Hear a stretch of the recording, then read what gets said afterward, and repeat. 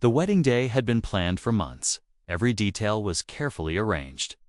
From the white roses that lined the church aisles to the golden glow of candles that flickered against the polished wooden pews. Guests had arrived dressed in their finest clothes, smiling and whispering about how perfect the bride looked in her elegant white gown. To everyone present, it was supposed to be a day of love, unity, and new beginnings. Yet, beneath the polished surface, tension simmered like a storm waiting to break.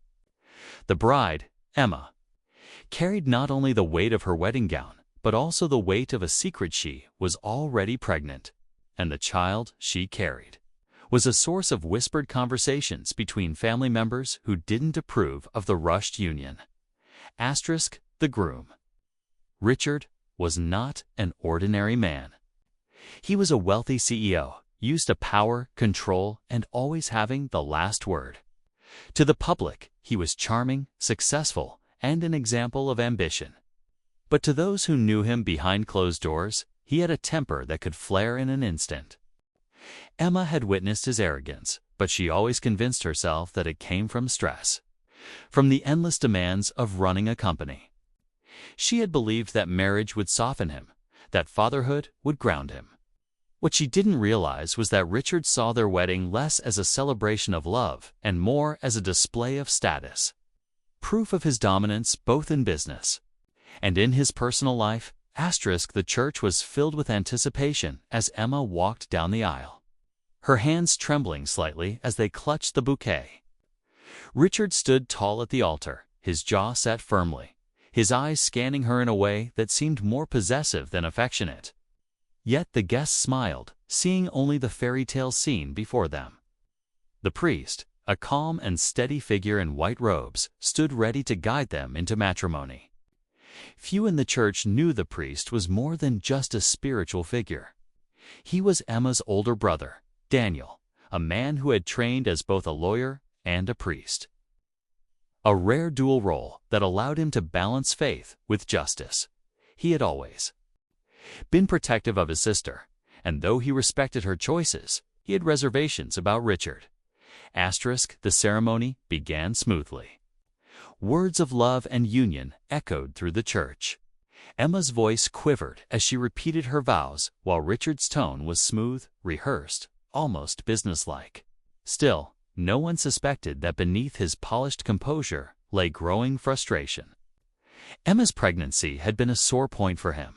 He felt it threatened his image as a powerful CEO.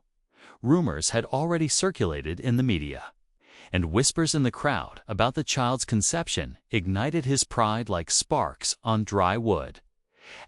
Then came the moment of exchange. Richard leaned toward Emma, whispering something under his breath. Her face paled, and she shook her head gently, refusing to respond. He whispered again, sharper this time, his lips curling with impatience. Daniel noticed the exchange, his brows tightening, but he continued reading the sacred words, praying that the tension would pass. But it did not. When Emma gently placed a hand on her stomach, protective and instinctive, Richard's anger surged. In front of everyone, guests, family, friends, and the very priest who was her brother, he raised his hand and slapped her across the face. The sound echoed like a crack in the silent church, stunning everyone into stillness.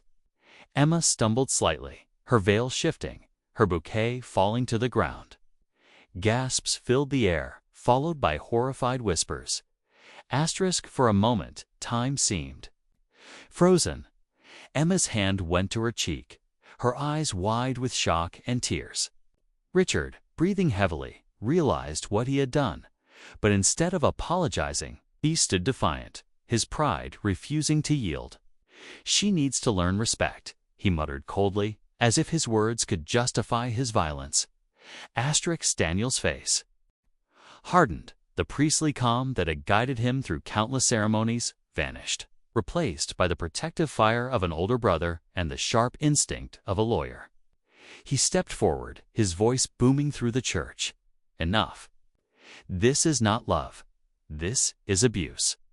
His words cut through the murmurs, commanding attention. Richard sneered. Stay out of this. This is between husband and wife. But Daniel did not falter. He removed his ceremonial stole, letting it fall across the altar. Not when you dare raise your hand against my sister. Not when you humiliate her in front of God and everyone. Here you forget, Richard, I am not only her brother, but also a lawyer.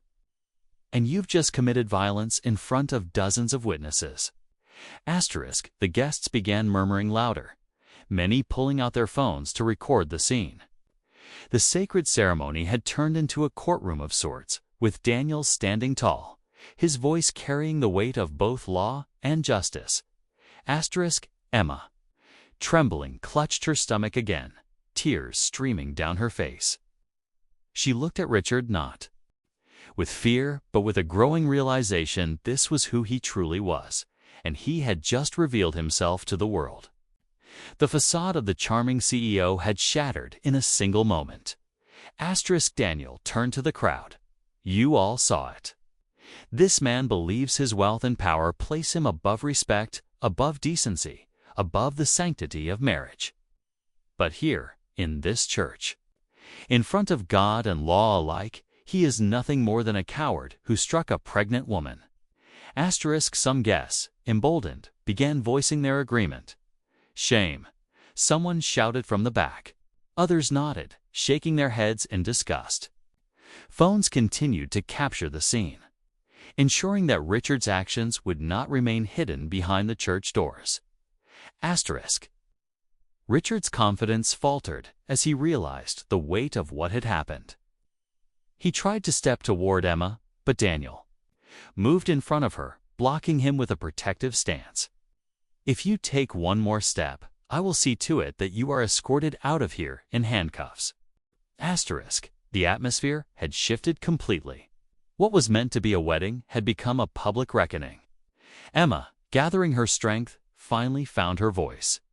I thought marriage would change you, Richard, but I see now it only gave you another stage to humiliate me. I will not bind myself to a man who sees me as a possession instead of a partner.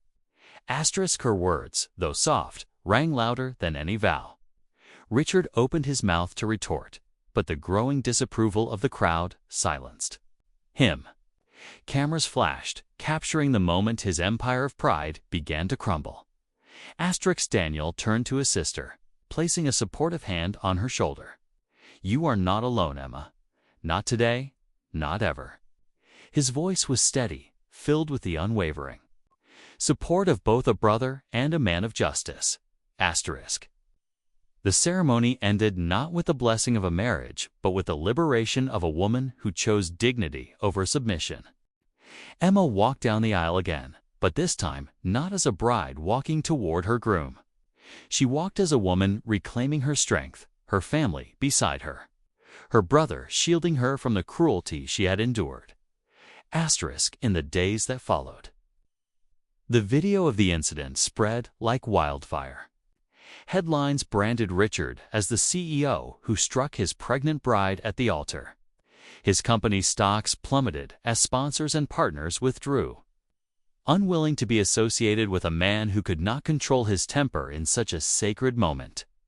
His carefully curated image was destroyed in hours, undone by his own hand. Emma, on the other hand, became a symbol of resilience. She spoke openly about her experience, about the importance of recognizing red flags in relationships, about the courage it takes to walk away.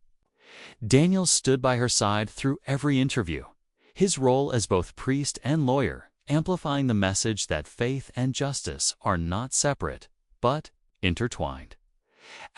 Richard tried to fight back legally, attempting to suppress the footage, but it was too late. The world had seen, and the world had judged. Courts ordered him to publicly apologize to Emma, not just once, but in a televised statement where he had to admit his wrongdoing. For a man who had thrived on dominance, it was the ultimate humiliation. Emma, though scarred by the memory, found healing in knowing she had chosen freedom. The child she carried would grow up in a home of love and respect, not fear and control. And the brother who had stood for her at the altar proved that true family, true strength, and true love are found not in wealth or power, but in protection, dignity, and justice. What began as a wedding ended as a reckoning. But for Emma, it was not the end of her story. It was the beginning of a new life, one built not on illusions, but on truth. And though the world remembered Richard's slap, it remembered even more the moment Emma chose courage over silence, supported by a brother, who turned a broken wedding into a victory of love and justice.